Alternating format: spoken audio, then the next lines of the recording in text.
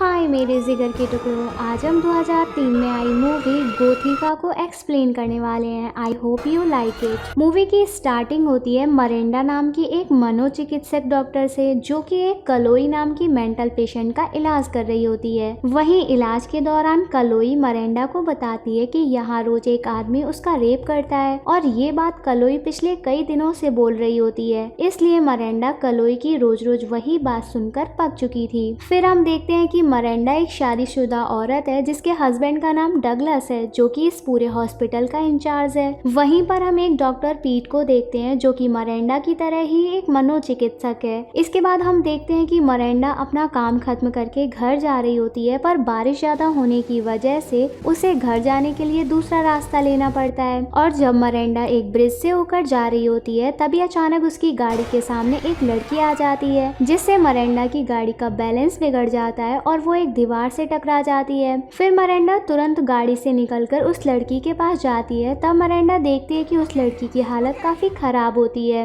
उसे देखकर ऐसा लगता है कि उसे किसी बहुत बुरी तरह से टॉर्चर किया गया हो। और जब मरेंडा उस लड़की के करीब जाने की कोशिश करती है, तो वो लड़की मरेंडा से दूर हटने लगती है। इस पर मरेंडा उसे बताती है कि वो एक डॉक्टर है और वो उसकी मदद करेगी। लेकिन तभी मरेंडा के देखते ही देखते उस लड़की का शरीर आग से जलने लगता है, और तभी वो लड़की मरेंडा का सर पकड़ लेती है। फिर मरेंडा की आंख खुलती है तो वो खुद को एक कमरे में बंद पाती है, जहां और भी बहुत सारे कमरे होते हैं। दरअसल ये वही हॉस्पिटल होता है जहां मरेंडा काम करती थी। तभी मरेंडा के पास डॉक्टर पीट आते हैं और उसे बताते हैं कि तुम यहाँ पिछले 3 दिनों से हो। इस पर मरेंडा काफी हैरान होती है और वो पीट से पूछती है कि उसके साथ क्या हुआ था। तभी डॉक्टर पीट उसे बताते हैं कि डॉक्टर डगलस का मर्डर हो चुका है और मरेंडा ही उस मर्डर की प्राइम सस्पेक्ट है, क्योंकि जहाँ पर डगलस का मर्डर हुआ था उस घर में हर जगह मरेंडा के ही फिंगरप्रिंट मिले हैं। पर मर्डर के पीछे का सच अभी तक किसी को नहीं पता चला, और इसीलिए मरेंडा की कोर्ट में गवाही बहुत जरूरी है। अब मरेंडा पीट की सारी बातें सुनकर काफी ज्यादा हैरान होती है और डगलस की मौत पर अफसोस करती है, और पीट से कहती है कि उसने अपने हस्बैंड का मर्डर नहीं किया। लेकिन कोई भी मरेंडा की बातों पर यकीन नहीं करता है। तभी मरेंडा पीट को उस रात के बारे में भी बताती है जब उसे ब्रिज के नीचे एक लड़की मिली थी। पर पीट को लगता है कि मरेंडा कहानियां बना रही है, और जब मरेंडा की बातों पर कोई यकीन नहीं करता तो मरेंडा पीट पर पागलों की तरह अटैक करने लगती है। इस पर पीट उसे इंजेक्शन देकर सुला देता है। आगे मरेंडा को भी अब कलोई की तरह ही ट्रीट किया जाने लगा था, यानी कि मरेंडा को भी अब सभी लोग पागल समझने लगे थे। वहीं मरेंडा को अंदर न्यूज़पेपर से पता चलता है कि उसके हस्बैंड के मर्डर वाली बात बिल्कुल सच है, और वो खुद ही अपने हस्बैंड के मर्डर की जिम्मेदार है। इसके बाद हम देखते हैं कि मरेंडा को रात में उसी लड़की के खून से सने हुए अजीब अजीब सपने आते हैं, जिसमें मरेंडा घबरा उठ जाती है। इसी के साथ ही मरेंडा को उस कमरे के दरवाजे पर नॉट अलोन लिखा हुआ दिखाई देता है। इससे मरेंडा काफी डर जाती है। फिर आगे अगले दिन मरेंडा को जब नहाने के लिए भेजा जाता है, तो वहाँ मरेंडा को नहाते हुए हर जगह वही लड़की नजर आती है जो उसे मारने की कोशिश करती है। इस पर मरेंडा काफी जोर जोर से चिल्लाने लगती है, और तभी मरेंडा के चिल्लाने की वजह से बाकी लड़कियां भी वहां से भाग जाती हैं। इसी भागा दौड़ी में मरेंडा जमीन पर गिरकर बेहोश हो जाती है, और हमें उसके चारों तरफ काफी खून पड़ा हुआ दिखाई देता है। लेकिन पीट को लगता था कि मरेंडा की दिमागी हालत ठीक नहीं है, तो शायद मरेंडा ने खुद को चोट पहुंचाने की कोशिश की होगी। वहीं मरेंडा पीट को बार बार बताने की कोशिश करती है कि उसके साथ यहाँ कुछ तो गलत हो रहा है, पर पीट मरेंडा की बातों पर जरा सा भी यकीन नहीं करता।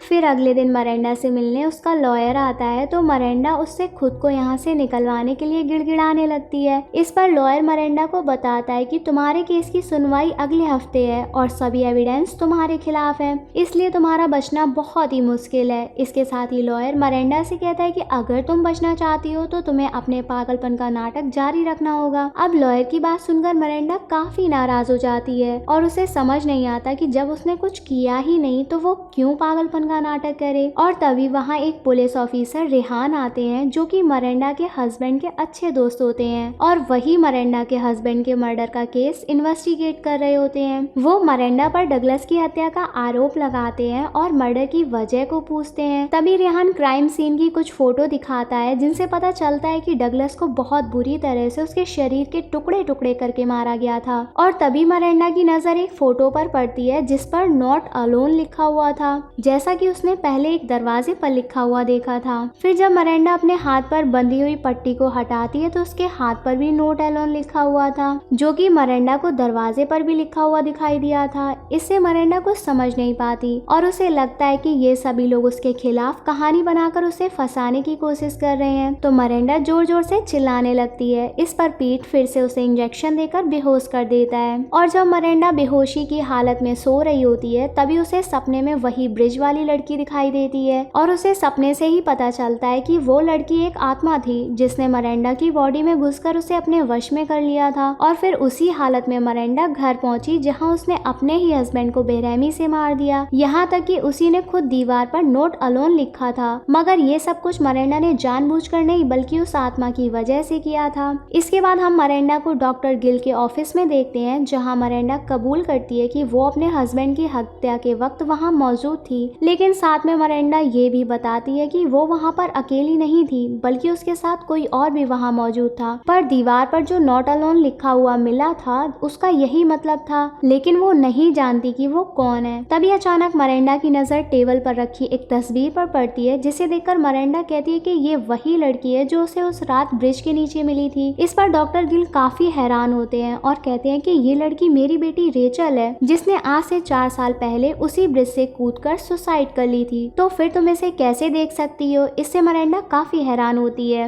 आगे उसी रात मरेंडा जिस सेल में बंद होती है उसका दरवाजा अपने आप ही खुल जाता है और मरेंडा इस मौके का फायदा उठाकर चुपचाप वहां से भागने की कोशिश करती है। इसी बीच मरेंडा हॉस्पिटल के सिक्योरिटी रूम में पहुंच जाती है जहां मरेंडा कैमरे में देखती है तो उसे कलोई की सेल के बाहर रेचल की आत्मा दिखाई देती है। तो मरेंडा भागते हुए कलोई की सेल के पास जाती है। यहाँ मरेंडा को सेल के अंदर से कलोई के चिल्लाने की आवाज आ रही होती है जहाँ कोई आदमी कलोई का रेप कर रहा होता है। वहीं मरेंडा रेप करने वाले आदमी का चेहरा तो नहीं देख पाती पर उसके बॉडी पर बने टैटू को देख लेती है, जिसे देखकर मरेंडा वहां से अपनी सेल की तरफ भागने लगती है। तभी मरेंडा को गार्ड पकड़ लेते हैं और उसे वापस सेल में बंद कर देते हैं। फिर अगले दिन मरेंडा से मिलने डॉक्टर पीट आता है जिसे मरेंडा रात को होने वाली सारी बात बताती है, पर पीट को मरेंडा की कहानी पर यकीन नहीं होता। वहीं अब जैसे जैसे समय बीतता जा रहा था वैसे ही मरेंडा बहुत सी बातें समझती जा रही थी। फिर अगली सुबह मरेंडा कलोई से मिलती है और उससे माफी मांगती है क्योंकि मरेंडा जब कलोई का इलाज कर रही थी तब कलोई ने बहुत बार मरेंडा को बताने की कोशिश करी थी कि हॉस्पिटल में कोई रोज उसका रेप करता है, पर तब मरेंडा ने कलोई की बात पर यकीन नहीं किया था। लेकिन अब मरेंडा समझ चुकी थी कि हॉस्पिटल में कुछ तो गड़बड़ चल रही है। तभी कलोई मरेंडा को बताती है कि उस आदमी का अगला टारगेट तुम हो। आगे उसी रात मरेंडा पर रेचल की आत्मा अटैक कर देती है जिसे सिक्योरिटी गार्ड देखते हैं तो तुरंत ही मरेंडा के सेल की तरफ भागते हैं, मगर असल में ये सिर्फ एक नाटक था जिससे मरेंडा वहां से मौका पाकर भाग सके। और फिर ऐसा ही होता है। मरेंडा उन सिक्योरिटी गार्ड्स को चकमा देकर हॉस्पिटल के मेन गेट पर पहुंचती है जहां एक गार्ड मरेंडा को अपनी गाड़ी की चाबी देकर मरेंडा की वहां से निकलने में मदद करता है। इसके बाद मरेंडा हॉस्पिटल से निकलकर सीधा अपने घर जाती है और फिर घर में घुसते ही मरेंडा को मर्डर वाली रात के सीन दिखाई देने लगते हैं जिसमें वो साफ साफ देख पाती है कि कैसे उसने अपने हस्बैंड डगलस को एक कुल्हाड़ी से छोटे छोटे टुकड़ों में काटकर बेरहमी से मार दिया था। पर मरेंडा को यकीन होता है कि रेचल की आत्मा उसकी बॉडी के अंदर है और उसी ने उससे डगलस का मर्डर करवाया है। पर मरेंडा ये नहीं समझ पा रही थी कि आखिर रेचल ने डगलस को क्यों मरवाया। आगे मरेंडा जब अपनी और डगलस के साथ की फोटो देख रही होती है तभी एक फोटो पर खून की एक बूंद गिरती है जिससे मरेंडा समझ जाती है कि रेचल इस फोटो में जो घर है ये बूंद वहां जाने के लिए इशारा कर रही है। दरअसल ये घर डगलस का एक फार्म हाउस होता है जहाँ डगलस हमेशा जाता रहता था। इसलिए मरेंडा अगली सुबह ही उस फार्म हाउस में जाती है जहाँ उसे छानबीन करने पर एक बेसमेंट का दरवाजा मिलता है और वहीं अंदर जाने पर मरेंडा को एक बेड मिलता है जिसके गद्दे पर खून लगा होता है और साथ ही वहाँ बहुत सारी दवाइयाँ और एक कैमरा भी मिलता है जिन्हें देखकर मरेंडा काफी हैरान होती है। वहीं कैमरा चेक करने पर मरेंडा को पता चलता है कि डगलस बहुत ही घटिया किस्म का आदमी था। वीडियो रिकॉर्डिंग में मरेंडा देखती है कि डगलस जबरदस्ती एक लड़की का रेप करता है और फिर उसका मर्डर कर देता है और ऐसे ही डगलस ने रेचल का भी रेप करके उसे ब्रिज से फेंक दिया था। फिर इसके कुछ ही देर बाद वहाँ पुलिस आ जाती है और मरेंडा को पकड़ कर ले जाती है।